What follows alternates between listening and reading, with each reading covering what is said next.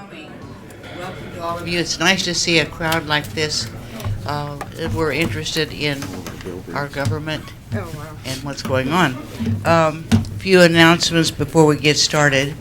The next legislative coffee will be Saturday, April the 5th at 10 a.m. We want to thank the sponsors today: Ottawa Chamber of Commerce Legislative Action Committee, the Franklin County Farm Bureau Association, American Legion Post 60, Walmart Logistics, Hasty Awards, and Advantage Ford. And the refreshments today are compliments of Tommy Feltz. And if I'd known Tommy was this good in the kitchen, I'd have adopted him years ago. We have an Eggs and Issues coming up in April 22nd, and it'll be at the Ransom Memorial Hospital conference room, and the tickets are $10, and you can get them at the chamber office or just call. We want to also thank the City of Ottawa for making this room available and the coffee, and for Matt Simonson for always doing such a nice job to make sure this gets on the Government Access Channel. I was afraid we were going to have to depend on Richard this morning. Okay, let's get to the questions. Thank you for coming. We appreciate both of you being here. If Kevin comes, fine. If he doesn't, I'll bet we get along without him today. So, we'll start right away with questions. We're going to change the format a little. If you have questions, please feel free to ask them. When the questions kind of slow down, Tony was passing out cards if you had questions, and some of you have already written them, and we'll ask those. If you have others that you think of, get Tony's eye and write your question out. We think that might be a little smoother. Oh dear. Okay, well, let's get right to the questions. If you have questions, there's a gentleman in the back that has a question. I sure do. Now, I was told what Just a minute, let's. I'll walk right up and use their speakers. But anyway, my question is, Mr. Lane Noble Carter from Lane, Kansas, 66042. But anyway, you know, I like freedom. Now we're saying it's freedom not to have freedom. And I'm putting words in people's mouths. So I want to know, but they put words in my mouth, so I'm just using it back. But I got the questions right here, Blaine. There's 5 of them. They're all based off of this book right here. I believe this book is the most hated thing in this country today. I hear hate all the time around. That we hate them. Well, they hate us. Now, here's my questions. And Blaine, you asked me one time to get people to help me write my questions. If you have any trouble with these questions, I'll try to explain it. I didn't write it.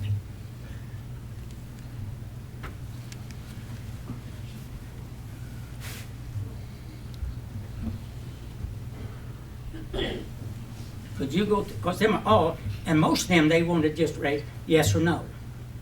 The first one is, do you believe the Bible? Yes or no.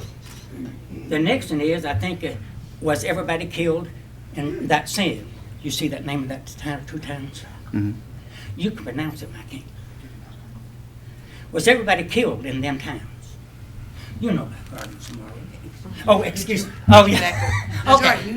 All right. I want to make everything legal. Well, just. Okay. You want your speaker back? No, you. I think I got it right. Okay, are you finished with I think so. Thank you. Are there questions that you want to address? What's that? You forgot your Bible. Now, it's all based off this book. And I know this book's hated today.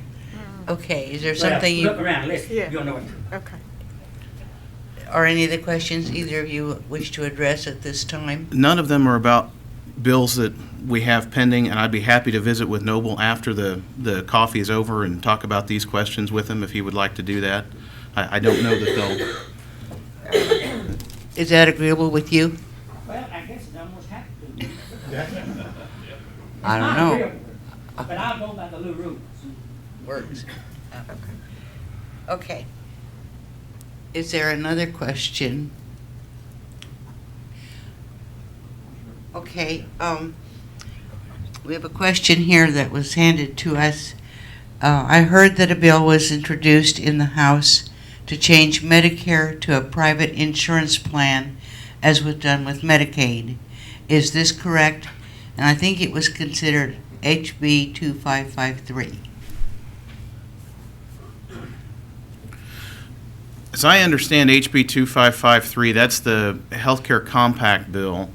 And it is a bill that would allow Kansas to, along with several other states, join into a healthcare compact that would essentially allow them to opt out of some of the provisions of the Affordable Care Act, what we know as Obamacare. The downside of that is that you would lose or jeopardize a lot of federal matching funds that go into systems like Medicaid and Medicare. The other downside to that is that Congress would have to approve the health care compact. And Congress, so you have to get through both houses of Congress. Theoretically, something like that may pass the House, but it would never pass the Senate the way that the Senate is currently configured. So, you know, all of the potential harms and potential benefits of that bill are not going to be realized because Congress is not going to allow states to exempt themselves from the Affordable Care Act the way Congress currently is. So the bill did not, as I understand it, get a hearing. It's not come out of committee, and we did not consider it before turnaround. I'm not sure which committee it's in. That would tell us whether or not the bill still has a chance this session, but I don't know that it does. I think it was might have been in the Health and Human Services Committee, which is not an exempt committee, and therefore, if it wasn't voted on this week, it's probably dead. Karen, did you want to say something to that? Well, it is a House bill, and Right. it hasn't come to the Senate Okay. yet. I'd like to tell everybody good morning. It's great to see such a good crowd out this morning, especially with what we've got on the radar that may happen today. So, And it's a diverse crowd, too. yes, very good. Oh, along with that House Bill 2553, does this proposed legislation have a realistic chance of curtailing the harmful effects of Obamacare, or would it deny Kansans the right to affordable care? I think I addressed that because the reality is that it's not likely to ever, the health care compacts are not likely ever to be approved by the U.S. Congress, so I don't think you're going to get either the benefits or the harms of that proposed bill ever really coming to any fruition. And I would echo the Senator's comments. Good morning to everybody. We jumped right into the questions this morning, which is good because I saw Ruth Ann's list. I don't know what's on it, but I know that it's got quite a few. I think she was up into double digits and maybe triple digits. So That's for you to find out. I'm sorry, Kevin Jones was mentioned earlier, he's out of town, that's why he's not here. Yeah. Yeah, he had that in his little column, but we weren't sure if he was coming or not.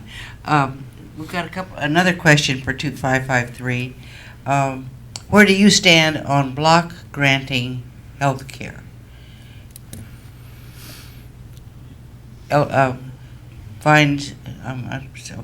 Where do you stand on block granting health care fines, Medicare, Medicaid, elderly, youth, and something? Okay, that's mine, and I'm a lousy writer. Okay, would you like to? Let me just say, I'm Elizabeth Maxwell, and I've got a pretty loud voice, so I don't need a microphone.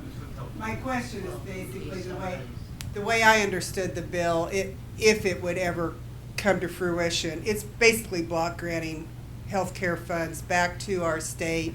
The state legislators would then get the opportunity, as I see it, of who gets the money, basically. And right now, when it comes down from the federal level, we already know how much goes into Medicare, Medicaid, youth, elderly. This would put the opportunity back on the state legislators to make that determination. So my question basically was, how do you personally stand on that issue? Do you think state legislators should have that power and authority to redo the funds that come out of the federal level? I only know about the broad strokes of 2553, and because the bill hasn't come out and it's not on one of my committees, I haven't read the actual language of the bill. So I'd like to do that before I comment too much further. But theoretically, on the notion of block granting Medicare and Medicaid funds to the state. I think we already have quite a bit of ability to innovate. CanCare is an example of the state trying to use some federal dollars in a way that's innovative to achieve cost containment. Whether we agree with how it's turning out or some of the things that are going on, it at least demonstrates that there is a potential for innovation at the state level, even under the current system. So I would have to really see a specific proposal on block grants and be able to rest assured that we're going to protect the folks who need to receive the benefits of those Medicaid and Medicare dollars in a significant way, that they're not going to be bandied about on the whims of different state legislatures and without any kind of oversight. We'd have to make sure that we had all of the safeguards in place. And I'm again, not familiar with 2553, don't know that it does or doesn't have that kind of specificity in it, but that's the only way I would consider a process like that. Yeah, and it is a House bill, so I'm not familiar with that bill at all. The block grants, I'd have to look at it closely. I've expressed my concern with CanCare with this group. I've been very honest and open about it.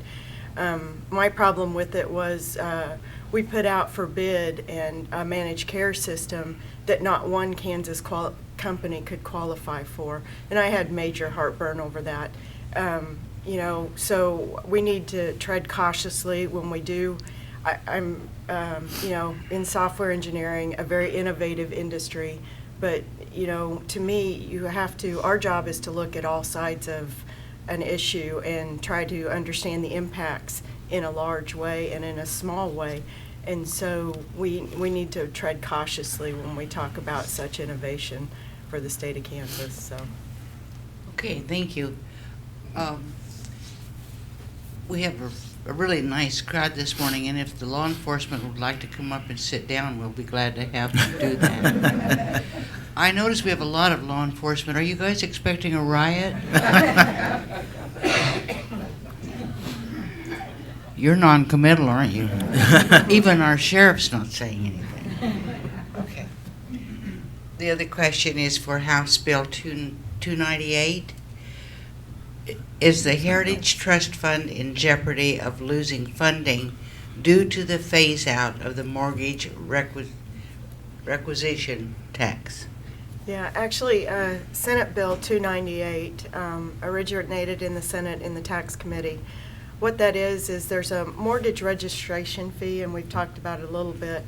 But if somebody comes in to the Register of Deeds office and they have a mortgage that is not through federal credit, then they pay this mortgage registration fee.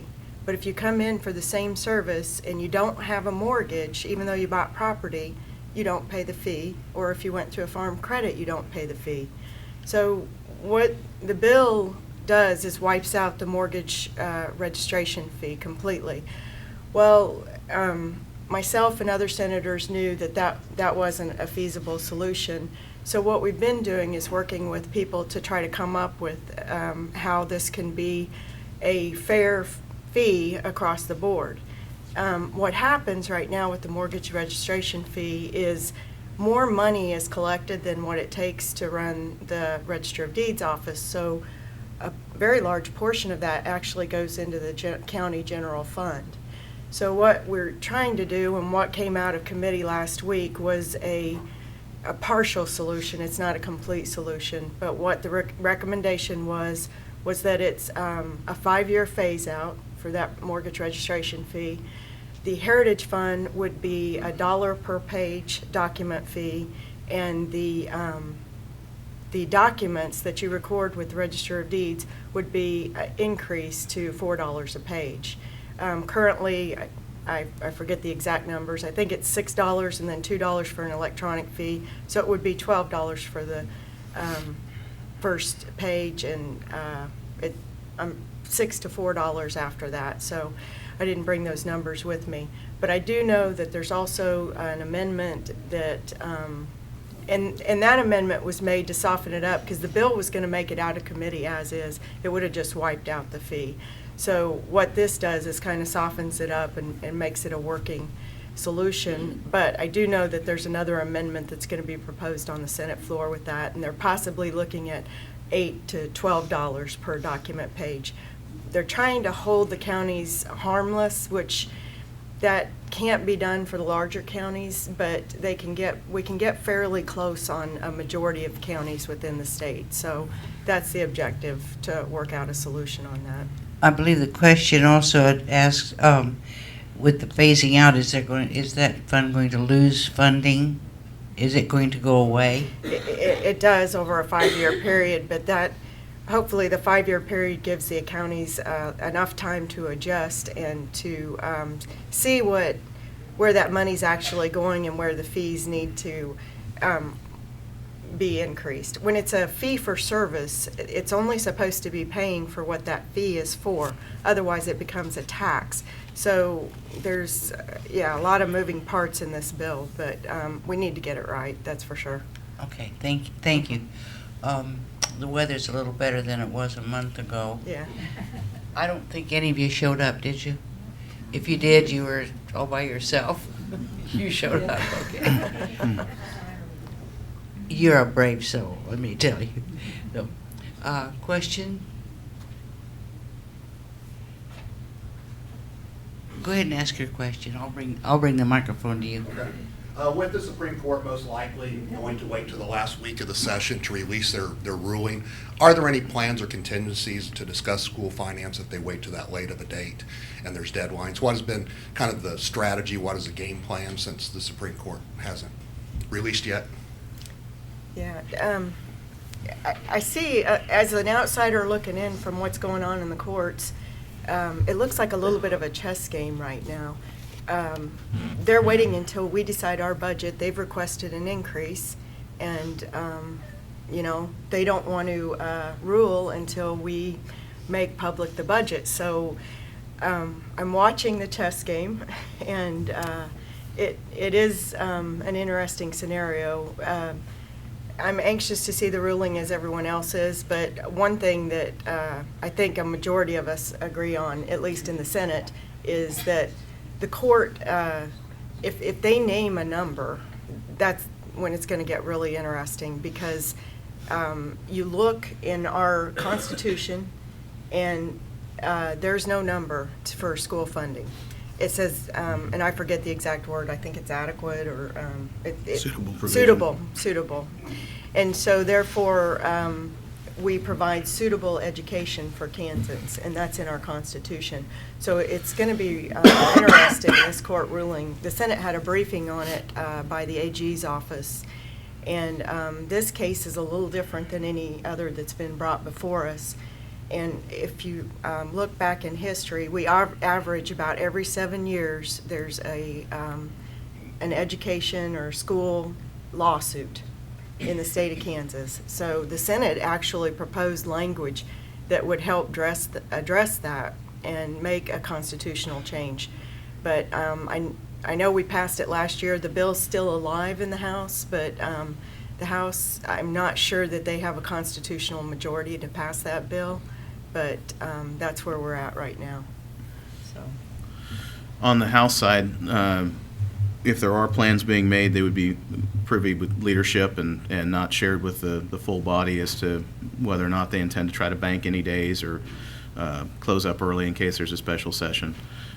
You said that in your question, the presumption was that the court would issue its ruling the last week of the session. I don't know that I agree with that necessarily. As a lawyer who's practiced before a lot of judges, I've learned never to try to decide the case ahead of time or know what a judge is going to do. They often surprise you. So I think there are a number of things that may come out of that decision. I think we all thought in the beginning it was a foregone conclusion that they would uphold the 3-judge panel from the district court level. I'm not as certain now that is what the ruling will be. There are a couple of technical reasons why they might decide that this funding we aren't making suitable provision, but not make any order about making us increase the funds at this point. The study data that they have are years old. They may decide that they don't have current data and they're not in a position to pick a number.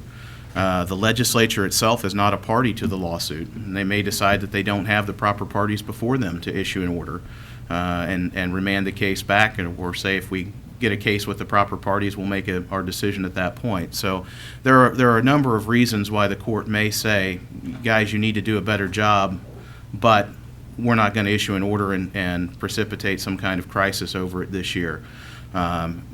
We just have to wait and see at that point and deal with it as it comes. But it certainly will be interesting when we get that ruling, and they've now started calling them Refresh Fridays in Topeka, where everybody sits around and waits because the Supreme Court announces their opinions about 9:30 in the morning on Friday. So there's a lot of people who sit by their computers Friday morning and just hit the refresh button about 9:25, and usually by about 9:35 the people exhale and go, okay, it's not this week. So we'll keep you posted on Refresh Friday. Okay. Kind of switch gears here. Some state pundits have suggested that since Governor Brownback has a 2-year budget and it was intended and had an unintended consequence for this session, that the lawmakers don't have enough to do. In an absence of the budget work, the legislators are spending their time on frivolous bills that have little or no importance or are unlikely to pass. Is there any credibility to this analysis? And what are some examples of the worthwhile legislation that has flown under the radar? You said worthwhile, right? I think I emphasized worthwhile. Yeah, okay. You want me to go first on this one? Most states that have a biannual budget, that do a 2-year budget, shorten the second session of any 2-year term. So it goes from 90 days in the first year when they deal with the budget to 60 days, usually is the average, in the second year because they don't have the budget to deal with. If Kansas is going to continue the practice of 2-year budgeting, I would have no problem with us looking at the Constitution, and right now it mandates a 90-day session. Look at shortening that to 60 in the second year if that's going to continue to be the trend. Now, the reality is we did a 2-year budget on almost everything, but we've still got the corrections budget, and we have the Colonel of the Kansas Highway Patrol here with us today with some of his troopers, and appreciate the work they do. And so we've got a budget that addresses some of their needs. Jails, probation officers, all of that stuff is still in play this year. You've got a budget for higher education. They're trying to put back some of the 1.5% cuts that we made across the board to higher ed. And the governor has a couple of new budget initiatives that he wanted us to consider this year: all-day kindergarten and $15.4 million for career and tech ed. So there's still budget games afoot in Topeka, and that old axiom that work will expand to fill all time allocated for it holds true here. We're gonna expand, and even though they're smaller budgets, we'll find a way to wait until the 11th hour with those and not get them done early. So I would agree that we could definitely shorten some time off the session, and hopefully our leadership is looking at that. That's not a decision that I make as a rank and file House member. But I hope they do consider that. You asked about some worthwhile bills. What are some things that are positive? And I talked a little bit about this last week in my update. One of those is the association health care bill. A lot of people are not enamored with the provisions of Obamacare. The association health care bill, which has now passed the Senate, a version of it has passed the Senate and a version has passed the House in 2 separate bills, would allow for professional associations to self-fund health care plans. And we currently have 6 associations in Kansas that do that, including the Kansas Bankers Association and the Architects, and there's a few others that are somewhat more limited. But this would allow any professional association chartered in Kansas with more than 5 members that's been in business for longer than 5 years to self-fund their own health care plan. And you still get some of the protective measures of the Affordable Care Act, like not denying people for pre-existing conditions and allowing young people to have health insurance longer off their parents' plan. But you get rid of some of the more costlier provisions that include rate compression ratios and some of the provisions that really don't serve to benefit folks. It's estimated that that could benefit up to 350,000 Kansans who belong to professional associations. It doesn't require any expensive lawsuit. It doesn't require us to nullify federal law. It's just a smart Kansas common sense solution that uses the free market to bring down health care costs. That's a good bill.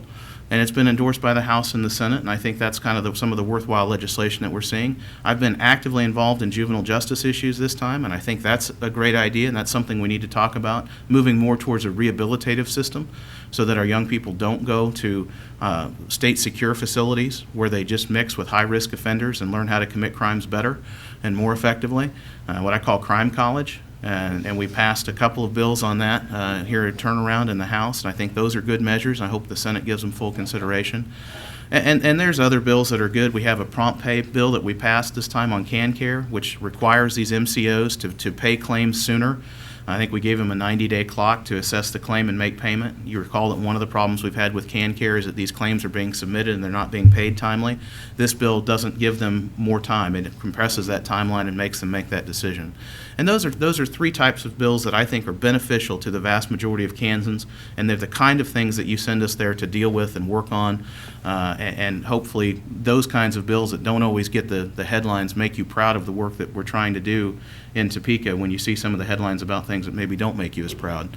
But there are some good ideas, and we are trying, and I'll let the Senator talk about some of her good ideas and things she's working on. Thank you. You know what's interesting? I heard a good quote last week. It was Kelly Lynn's. I was listening to his ag report on the way to work, and he said, you know, a lot of times you don't hear about the top of the mountain issues. We hear about the ones that grab the headlines and grab the emotion, but not the top of the mountain issues. And I think that's interesting. Not that the local media, they do a great job. It's just that, you know, we're getting a lot of national press from Kansas. My sister lives in Oregon. She calls me up. She says, what is going on in Kansas? I said, Carla, I'm not on those committees, thankfully. So we are getting a lot of press, and, you know, I think we do some great things in Kansas. I really do. And one of the bills that we've been working on in the Senate is a drone bill. You've heard about all the items going on with government spying and fear of drones. Well, what the idea is to get ahead of this, drones are going to be critical to agriculture especially. They're anticipating it to be an $85 billion industry. And so there is a bill in the House, and thankfully it hadn't gotten out of committee. It would have completely outlawed drones. Now, we don't want to go that way. We don't want to go that extreme. What we want is that if you're a private landowner and you want drones to fly over your property and to record, and then that's all great and wonderful. But we don't want them to be used as weapons or spying on individuals. You know, we want to protect our freedoms. So what we're doing in the Senate is we're trying to put a good bill that will allow the usage of drones while protecting your privacy. And so we had another interesting bill in the Senate. You talk about, it may not sound like much, but there are 2 endangered species lists. I don't know if you guys know this or not, but there's a federal endangered species list, and then the state of Kansas has an endangered species list. Were you all aware of this? And how many of you have heard of the red belly snake? Red belly snake. Yeah, I hadn't either until we had the bill. Well, it is actually on the endangered species list for the state of Kansas. And what happens, especially to our neighbors north in Johnson County, when they go to build housing or buildings, if the habitat is conducive for the red belly snake, then they have to pay Wildlife and Parks so that they can move that conducive habitat to another location for the red belly snake. And we heard testimony that nobody has seen one in years or caught one in years because we asked if they're catching them and moving them, and they're not able to do that. So this is very costly for you know, our economic development, and it doesn't seem like much, but the bill did come before the Senate to remove the red belly snake from the endangered species list for the state. So we are working on that bill. It hadn't gotten out of committee yet. It'll be interesting to see what happens. You know, we've had quite a few bills that it may not seem important on the surface, but each bill, you know, gets a look, and usually the chairman decides the process. The chairman of the committee decides whether to have a hearing on the bill or not. If they do, then the committee decides whether to work the bill or not. If the bill gets worked and gets out of committee, then it has to go through another hurdle. The majority leader on each side will decide whether it comes above the line or not for general orders to be discussed on the Senate or the House floor. So it's got a lot of hurdles before it becomes law. But this year, what made it interesting, we're on a 2-year cycle for the state of Kansas. So last year, all bills introduced were new. Well, this year, the bill may have made it through one chamber or the other, and if it did, then it's in play to actually go to the governor for signature to become law. It made it through the chamber last year, so it only has one chamber to make it through this year. So you really got to pay attention to what you're voting on, because you could be sending it to the governor for law and thinking that it might come back to you again, but that's not the case. So, and as far as the 2-year budget goes, we did pass a 2-year budget for the first time last year. There's a lot of heartburn in that budget. We've, especially the corrections, and everybody agrees with that. The House has worked the correction side of the bill. The Senate has not yet. I do know that the committees, the subcommittees and the committees are meeting on that, and we should see some legislation on the budget when we get back from turnaround this week. In follow-up to that question, there was an item yesterday that I was able to read on the news talking about the official state fossil, the Tylosaurus of the pteranodon. One representative from Shawnee said that it was a frivolous waste of resources and time. How did you vote on that, Representative Finch, and your thoughts? Is this a frivolous waste of time, or is there really a need for a state fossil? Legislatures consider these kinds of bills almost annually. Kansas has an official state reptile, an official flower, an official song, and there are some solid economic development benefits to this fossil bill, not the least of which is the fellow who found this fossil, who was in the Capitol this week and brought the fossil in and actually touched off a bit of a turf war between the governor and the lieutenant governor about whose office got to display the fossil. As you might imagine, the governor won. It's hanging in his ceremonial office. They're going to begin filming a television show about him that will bring economic development and dollars to Kansas as those crews come here and follow him as he does his work. So there is some benefit to these types of bills from time to time. And if the state fossil bill is the biggest waste of time that we have going in the legislature, then you guys have a pretty efficient government. And I can tell you that it didn't take a whole lot of time to consider that bill and to move it across, and I think that the benefits are going to far outweigh the limited amount of time that we spent in talking about a state fossil. Well, endangered species could be the human beings before too long. There are no more telesaurs, by the way. You just have the fossils now, so the list didn't help them out. Well, we have a state turtle. Yeah, the box turtle. Yeah. Yeah. The kids from Wellington did that. You mentioned turnaround. We have a question. Can you address how the turnaround session went this week and what the highlights were? Yeah, the turnaround, what that is if a bill originates, whatever chamber, if it's not an exempt bill, if it originates in the Senate, then it has to pass the Senate by turnaround, or it's considered dead.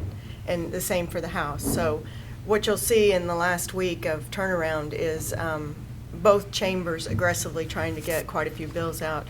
Thankfully, the Senate didn't have near as many bills as the House did. I think we worked 10 bills the last day, and 2 of them ended up being passed over. So we officially passed 8 bills the last day and 5 or 6 the day before. As far as highlights go for turnaround, there were quite a few bills. I don't know that any highlights stand out in my mind. As far as the Senate, we had one bill, I guess, that was a little bit controversial between leadership.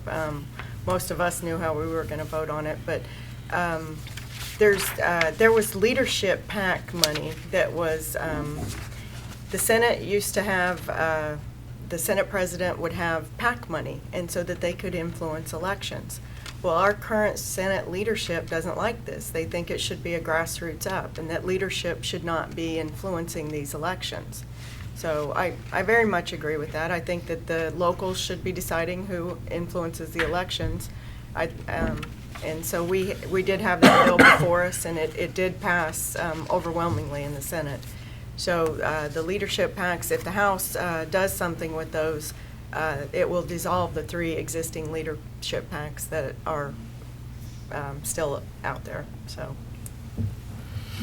Well, Senator talked about the line and general orders, and this is kind of what you get as a legislator on the House side. And this is a list of all the bills that are ready to be run on the floor. And there's the line. So anything above the line gets worked. Anything below the line doesn't get worked. And probably the best thing about turnaround is that there was a lot of stuff left below the line. Sometimes the stuff we don't pass is better than the stuff we do. And we, on the House side, I think we worked, in the last week or so, we've worked close to 70 bills.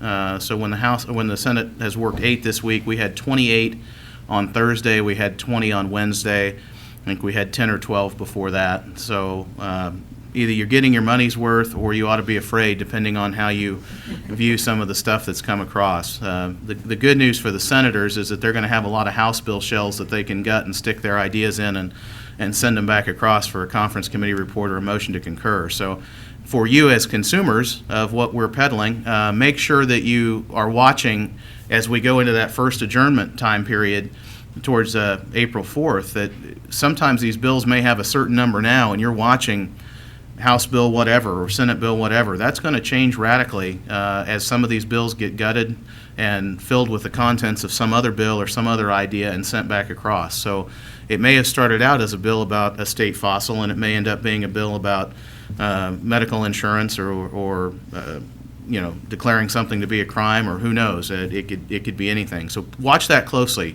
It makes people have to be very savvy consumers of the information that comes out of Topeka, because the bills will change here very shortly. Highlights, I talked to you about a few of the bills that I really liked that we passed. There were a lot of other things that go on. We have a bill for naming highways, and fortunately this year we put like 5 of them in one bill. So it really is what we call rats and cats in legislative parlance. Things like eliminating the font size requirement on certain health care contracts. And believe it or not, there was an amendment on that bill. And I was waiting for somebody to bring an amendment to that and say we had to use a certain type of font. But I think we got it locked in at 10 point, so everybody can sleep tonight knowing that it's not going to be 12 point, it'll be 10 point. So a lot of rats and cats kind of stuff that came above the line. And I think probably the best news is that there wasn't a lot that was controversial in that session for the House. We've heard a lot about bills this year that people feel strongly about on both sides, but that are somewhat controversial, and a lot of those were left below the line or were stashed in exempt committees. So, local elections being moved to the fall was stashed in taxation. It'll come back out. We'll have that conversation. We'll have some conversations. 2553, it could be a bill that get moved around, or its contents get put into another bill. So just because it didn't make it through turnaround, not everything's dead, and you still got to keep a watchful eye on your particular issue in Topeka. Okay, let's switch to a very controversial issue. We're seeing a lot in the media now, especially from the federal area, that they wish to change the minimum wage from what it is now to between $10 and $16 an hour. Where do you stand on raising the minimum wage, and what effect do you think it would have not only on the Kansas small businesses and on the employment rate, but also on the state tax rolls? You can if you want. Well, actually, yeah, I don't know of any legislation at the state level that would raise the minimum wage. I do know that they are looking at it at the federal level, and you have to look at the impact of that. That's a pretty drastic increase from $10 to $16. So, could you clarify, if the federal government goes to the $10, that'll affect Kansas, and we'll have to change ours, is that correct? well, if the federal increases, yeah, it will impact Kansans. It will. We had a bill before us. It wasn't a bill; it was a resolution, and it came out of education. And what was interesting was it said that the resolution itself started out saying that you had to have a secondary education in Kansas in order to be a successful citizen. And I completely took offense to that. I know my neighbors, my family, I know a ton of people that are very successful citizens for the state of Kansas, and they do not have secondary education. So I did make an amendment to the resolution. We did pass it to send to the House, but it says, that we encourage secondary education, but you didn't, we understand that you can be successful without it, basically. So I take pride in Kansans. We're hard workers, we're good workers, and I understand that we need, to support those workers, and minimum wage is one of the items that comes up, but it's a balancing act, and I hope that the federal government, they keep, right now we're just doing a dance to dodge bullets from the federal government, it seems like, with Obamacare coming at us, and it sounds great to raise minimum wage. We want everybody to get the best salaries possible, but there's also an impact to that, and some small businesses, they're already suffering with the mandates from Obamacare. And I've seen that where full-time employees are being made part-time employees as a result. That's actually harming our labor force in the state. So I just hope the feds get it right. I don't, Sure. Can I have to follow up on that comment? can I answer it first? Go ahead. It's a follow-up for the senator? I just wanted to, yes, it was just for, she was making a comment about minimum wage and the fact that Obamacare was cutting people back to part-time. And I was noting that, I've been watching Walmart over the years. And they started with cutting people back to part-time a long time before Obamacare came along. And you might say a lot of other businesses were doing the same thing. So the result is I don't know that you can actually say that it's strictly Obamacare at this point. It's been kind of the pressure throughout, the last 10, 20 years. You're right, with the larger corporations, but with the mom and pops, and my parents run one of those businesses. They've had insurance for their employees for years, and now because of the result of the current legislation, they can't afford to continue that insurance for their employees. And so it is having an impact on individuals. And I have heard, like the pre-existing condition, I understand there's a few good clauses in Obamacare, but overall, it is the federal government mandating us purchase a product. And so, and what I don't understand is that bill originated in the Senate.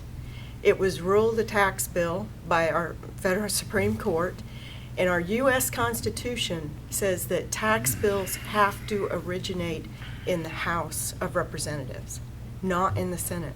So I really challenge that bill it should even be law by the way it originated. So, Wayne, would you like to? Well, the science of the minimum wage is very interesting.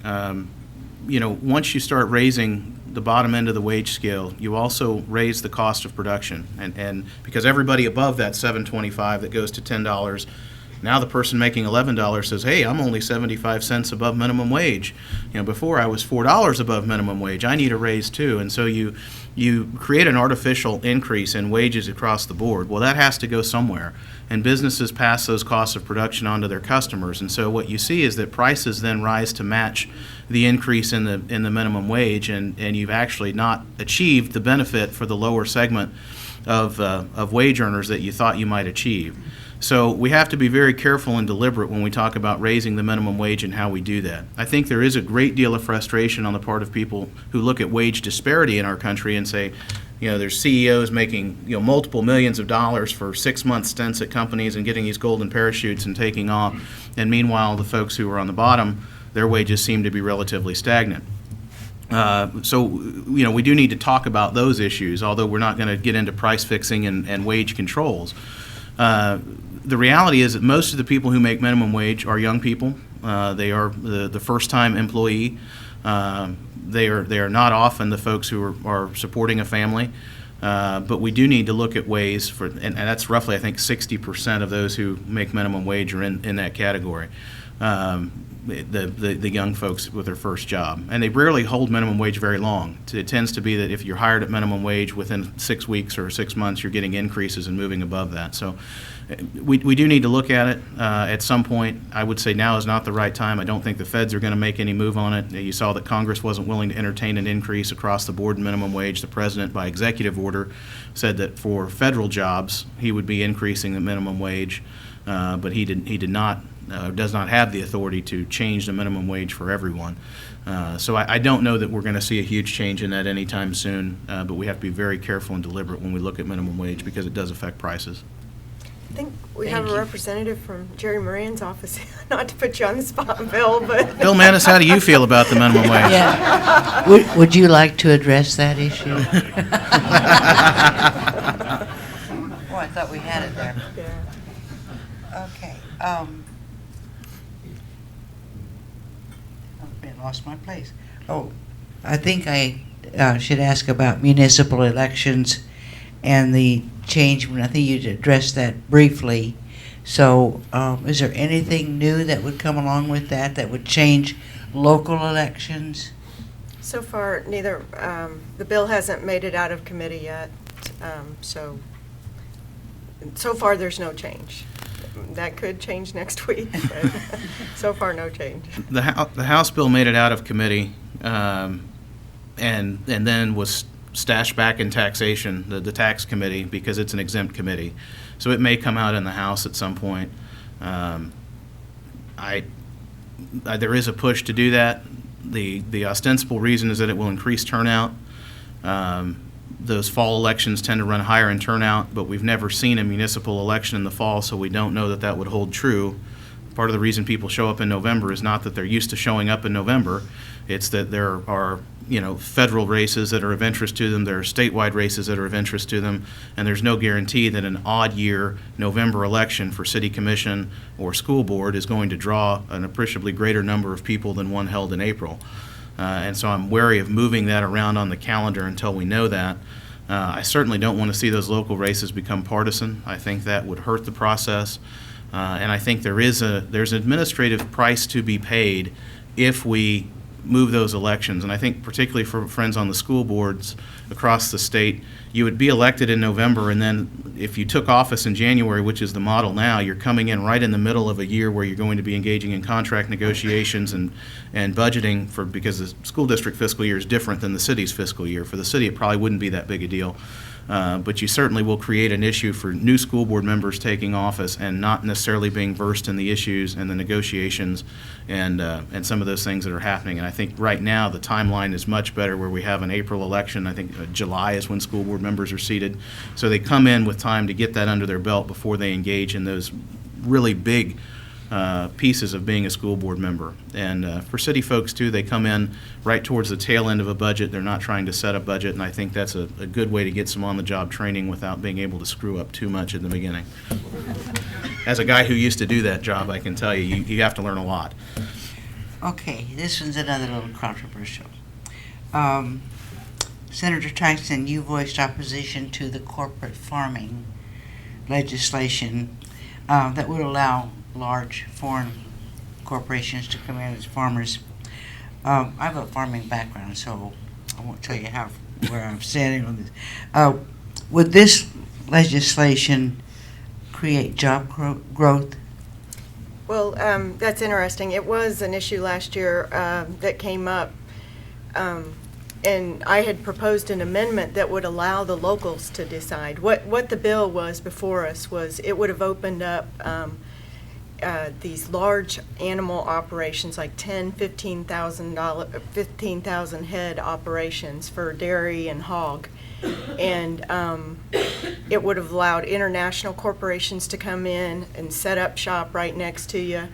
I always support the family farm. I always support family corporate farming. That's what we have in Kansas right now, and it works. And what the bill, since it would have opened it wide up, a prime example is this summer, Smithville Farms. I don't know how many are familiar with that. It was one of the largest hog operations in the nation.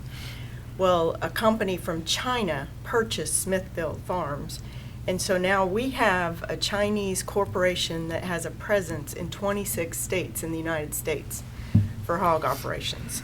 So what my amendment to the bill proposed was, it actually was a resolution with Farm Bureau.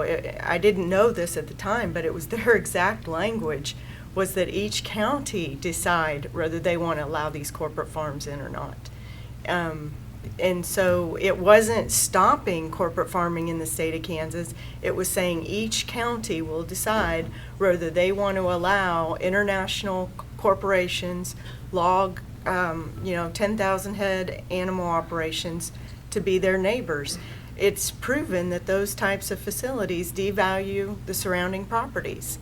And so I thought, and I still feel, that the locals should decide whether they want those operations to come in or not.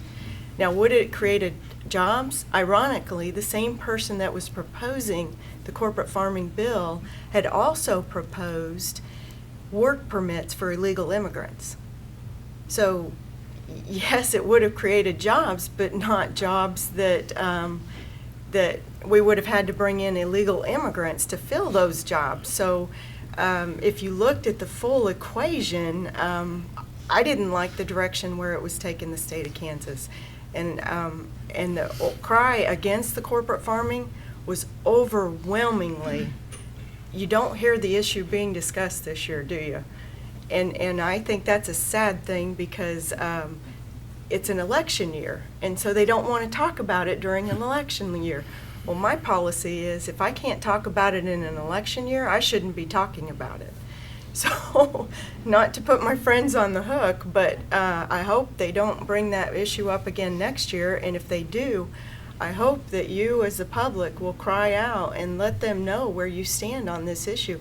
It's very important that we let our legislators and our administration know where we are on this issue. Why do you think the Farm Bureau is supporting it? Well, they weren't. They were supporting, last year, their resolution was that it's on a county-by-county basis. And So they're not supporting. well, they this. changed their resolution this year, and they somewhat neutralized it. So when they voted on the resolutions this year, it passed to soften the language by 12 votes out of 300 and some people. So I wouldn't say that they're real solid on the issue. Yeah. Well, being from western Kansas, you can have those corporate farms, but not next door to me. Blaine? We don't have any corporate farm legislation on the House side this year. You do. It hasn't gone anywhere. And Dale Rodman, who was the former Secretary of Ag for the state, he felt that our current law was unconstitutional. We'll have to see if there's a challenge and the courts make a decision on that. But I don't see that issue going anywhere in the House this year. If we are going to have corporate farming, I would favor some kind of county-by-county stance if we have to have it. I think you'd find the majority of counties would not allow corporate farming in their districts. But as to the why behind what Farm Bureau is doing, I don't know that I can speculate on that. I can just tell you that I can see a lot of deleterious effects to the state if we open it up for corporate farming. Okay, well, I have one more question, and we'll ask you both to address this. There was a bill before, I think, the House on spanking. Can you briefly talk about that?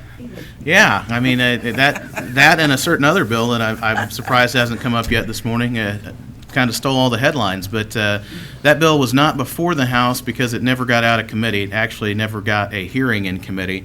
There was a county attorney in McPherson County who sent a series of emails to members of the House Corrections and Juvenile Justice Committee that had 4 different reforms that he wanted to see adopted by the state. And a representative on the committee, who I think meant well, took 3 of those 4 ideas and had them drafted, had the revisor's office turn them into bills and introduce them into the committee. One of them was this bill to define exactly what constituted spanking or corporal punishment. On their best day, giving her every benefit of the doubt, it was designed to provide clarity in what sort of discipline was appropriate and legal in the state of Kansas. The reality is that we probably don't need that kind of help at this point.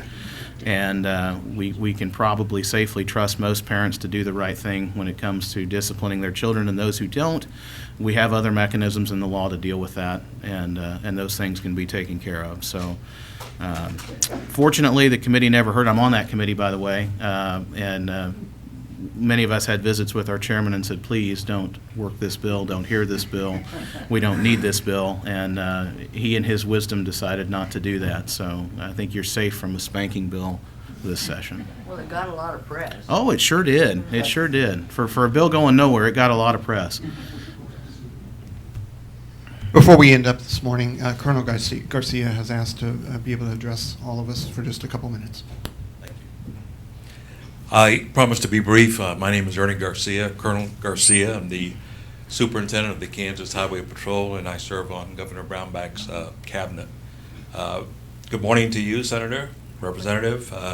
You're lucky to have the likes of these two folks in Topeka. They look after you. They work hard. And the discussion on the 2-year budget, I can tell you from personal experience that we were busier this year. Before the committees than we were last year. So the second-year budget cycle for us has actually been more of a challenge this year than last year. I just want to take a few minutes to say to you how much we appreciate all of what this community and surrounding communities do with respect to our mission. And our mission, of course, is to provide a safe environment in which to live and a safe environment in which to drive. Because of budgets, everybody has budget challenges. We have to work together, and we work very closely with Chief Butler's folks and Sheriff Richardson's folks. We rely on them, and they rely on us, and we rely on you folks. I often say that the real force of the Kansas Highway Patrol is the individual in the community. Oftentimes, the eyes and the ears that we utilize to do our job comes from you folks. And so I want to thank you for all that you do. We have a very challenging job, as you can well imagine. Our primary mission is to help people of the state of Kansas. There are going to be times when we have to do beyond that. We have to become aggressive because we have bad people out there. But our main mission is to help. We train our folks to do that. And let me say, I'm very proud of the troopers. But we're not a perfect organization. We train very hard to be the best. If there is anybody who is not doing their job, I expect to be notified by my senior staff, as well as the community throughout the state of Kansas. If there is a problem, I'm going to fix it. But I would say to you in general that I'm very proud of the work that the men and women of the Kansas Highway Patrol do. Just very briefly, I'd like for our troopers in the back to stand up and identify themselves, where they're from, and what they do. Lieutenant, why don't you start off? Lieutenant Keith Hudson, I'm stationed here in Franklin County. My zone that I supervise is Franklin and Douglas. I've lived up by Wellsville since 1996. My name is Master Trooper Dennis Shoemaker. I've been in law enforcement approximately 25 years. In 10 years prior law enforcement with 2 police departments working with the Highway Patrol.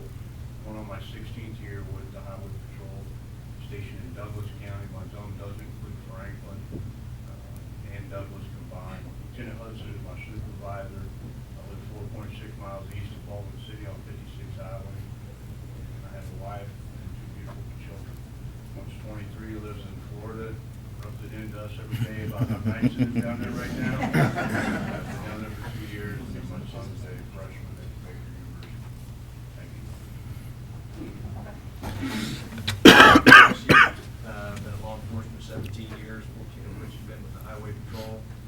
I live in Douglas County.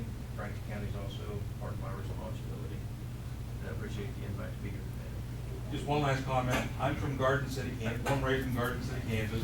KU graduate, worked for Senator Bob Dole in Washington, D.C. for many years, retired Marine. And I'm glad, my wife and I, we are glad to be back in Kansas. We live in Overland Park, but we really enjoy being back in Kansas because of the likes of you. Thank you very much for the opportunity. Senator, Representative, thanks for all your support and help in Topeka. Thank you very much.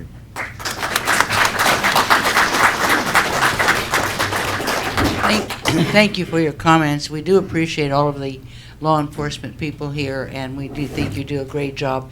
And I think you're probably a little stretched this winter with all the snow, but you've done a fine job. Thank you both for being here. Would like your comments. I'd like to thank the Sheriff's Office for being here today, too. We appreciate our law enforcement and all they do for us, so thanks. And thank you all for coming. I'm going to let you have this in a minute, but I wanted to again, issue the invitation to the Eggs and Issues on 22nd. Yeah, and I'll just say real quickly, I know Blaine said it before, you know, if you guys have any comments or questions, please don't hesitate to contact us. Email, we love the emails, but right now, senators were getting 1,000 an hour on one issue, so we don't always see them. Sometimes a phone call might be better too, but we do try to get back to you, and we do want to hear from you, so thanks. Absolutely. Okay, I get frustrated at my emails during the day, but I'm not getting 1,000 an hour, so. I think they were software generated. So. We can forward some to you, John. I just want to make a couple remarks from the chamber. Tommy Feltz, are you still out in the hall? Come on in. I don't want to make any comparative remarks about Sheriff Richard's hairstyle and Tommy's, but I do want to thank Tommy for the refreshments this morning. They're homemade, so be sure you partake in those. Is Tommy Feltz from the Ottawa Herald, who also serves on the Legislative Action Committee of the Chamber. And there's a couple people that aren't here today that are long-serving members of that committee, and their absence speaks volumes. And one is Gene Ramsey, former mayor, former city commissioner, who is experiencing some tough health issues and needs your prayer and support, and is currently at ORV. The other is Amita Edwards, whose husband Kenneth is also at ORV and experiencing some great challenges. So those two, by the fact that they're not here, speaks volumes, and please remember them. They've been long-serving members of this committee. And I want to announce a few dates coming up. Ruth Ann mentioned Eggs and Issues, April 22nd. On March the 12th, we have our quarterly membership breakfast, and Dr. Jeannie Stroh is going to be our speaker at that. And she's got a community committee working that's evaluating the facilities and prepared to make recommendations and briefing to the board. And so that's an important committee. She'll be speaking about that. I probably would take questions about her thoughts on legislative issues that are going forward. It'll be, she'll speak, and then you'll have a chance to ask a few questions. That's on March the 12th. You need to RSVP. There's no charge for that, but we need to know that you're coming. And you can do that if you're a chamber member on the webpage. Should have received an invitation. I don't think we had any chamber coffees in February, but every Friday morning in March there's a chamber coffee. So if you've gotten out of the habit on Friday mornings of coming to chamber coffees, every Friday morning in March there is one. So get that back on your calendar. And let's see. And then we have rescheduled the one more legislative coffee because of the one that was snowed out in February, and that I believe is April the 5th. Is that correct?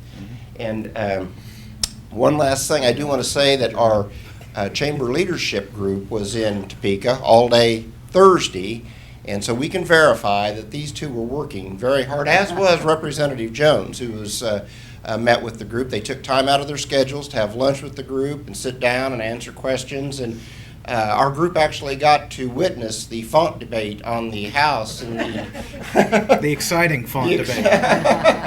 And the amendments that were offered, and they're all scratching their heads saying, do they do this all the time? And no, this is kind of the exception, but it was a little bit of font minutia.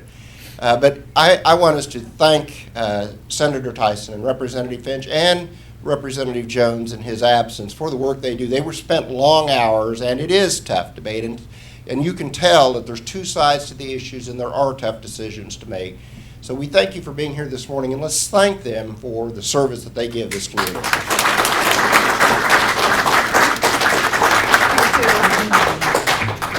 Could you tell John used to be a legislator and was definitely a politician? But thank you all for coming. I think we are adjourned. Be sure to have some refreshments before you leave, because Tommy did a great job this morning. Fine.